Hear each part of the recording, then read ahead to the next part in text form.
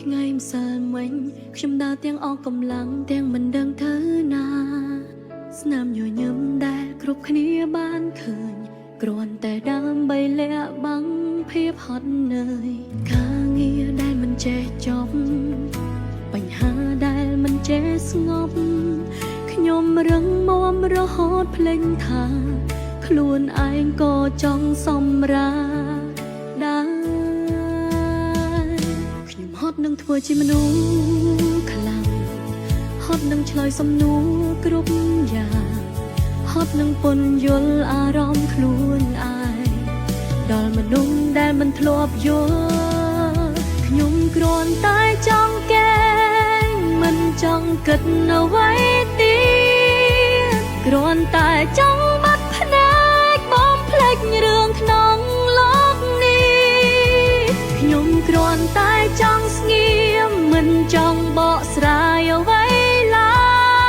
យគ្រាន់តែចង់សម្រាកពីគ្រប់យ៉ាងដែលធ្វើឲ្យឈឺ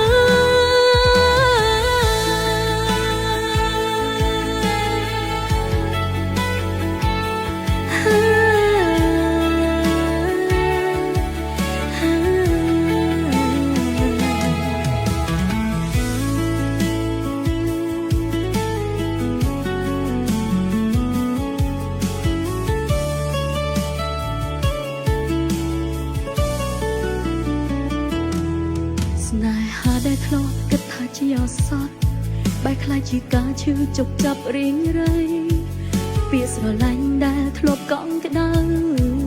បែរខ្លាចជាកំបញ្ចាំងបេះដូងខ្ញុំមិនចង់ឆ្លោះទៀតទេមិនចង់បញ្ជាក់ថានរណាខុសត្រូវមិនចង់វែកញែករកសខ្មៅបើចុងក្រោយនៅតែឯកាថ្ងៃណាខ្ញុំស្ងៀមកុំសួរថាខ្ញុំខឹងអ្នកណាខ្ញុំគ្រាន់តែហត់ប៉ុណ្ណោះហត់រហូតមិនដឹងត្រូវនិយាយអ្វីខ្ញុំគ្រាន់តែចង់កែងមិនចង់គិតអ្វីទៀតគ្រាន់តែចង់បាត់ភ្នែកបំភ្លេចរឿងក្នុងលោកនេះខ្ញុំគ្រាន់តែចង់ស្ងៀមមិនចង់បកស្រាយអ្វីឡើយគ្រាន់តែចង់សម្រាកមុនពេលខ្ញុំអស់កម្លាំងទាំងស្រុង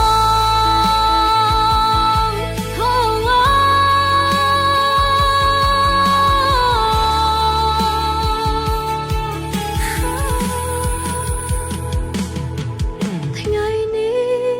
ខ្ញុំមិនចង់រឹងមាំទៀតទេ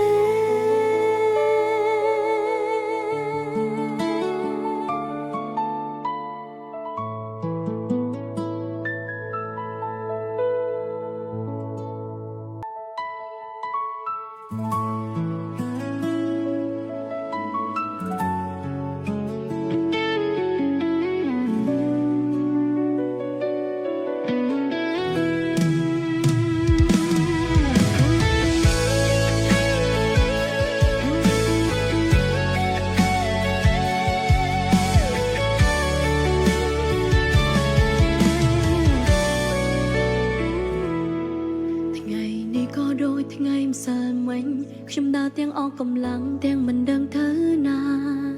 ស្នាមញញឹមដែលគ្រប់គ្នាបានឃើញគ្រាន់តែដើម្បីលាក់បាំងភាពហត់នឿយការងារដែលមិនចេះចប់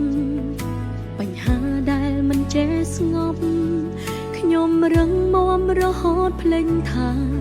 ខ្លួនឯងក៏ចង់សម្រាដែរហត់នឹងធ្វើជាមនុស្សខ្លាំងហ ត់នឹងឆ្លើយសំណួរគ្រប់យ៉ាងហត់នឹងពន្យល់អារម្មណ៍ខ្លួនឯងដល់មនុស្សដែលមិនធ្លាប់យល់ខ្ញុំគ្រាន់តែចង់កែងមិនចង់គិតអ្វីទៀតគ្រាន់តែចង់បាត់ភ្នែកបំភ្លេចរឿងក្នុងលោកនេះខ្ញុំគ្រាន់តែចង់ស្ងៀមមិនចង់បកស្រាយអ្វីឡើយគ្រាន់តែចង់សម្រាកពីគ្រប់យ៉ាងដែលធ្វើឲ្យឈឺ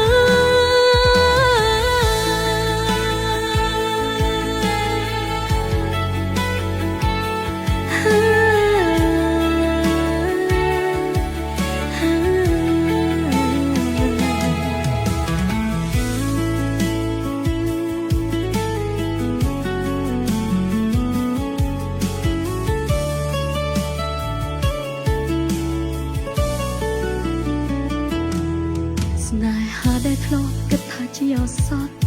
បែរក្លាយជាការឈឺជប់ចាប់រៀងរៃពាក្យស្រឡាញ់ដែលធ្លាប់កង់ក្ដៅបែរក្លាយជាកំបញ្ចាំងបេះដូងខ្ញុំមិនចង់ឆ្លោះទៀតទេមិនចង់បញ្ជាក់ថានរណាខុសត្រូវមិនចង់វែកញែករកសខ្មៅបើចុងក្រោយនៅតែឯកាថ្ងៃណាខ្ញុំស្ងៀមកុំសួរថាខ្ញុំខឹងអ្នកណាខ្ញុំគ្រាន់តែហត់ប៉ុណ្ណោះហត់រហូតមិនដឹងត្រូវនិយាយអ្វីខ្ញុំគ្រាន់តែចង់កែងមិនចង់គិតអ្វីទៀតគ្រាន់តែចង់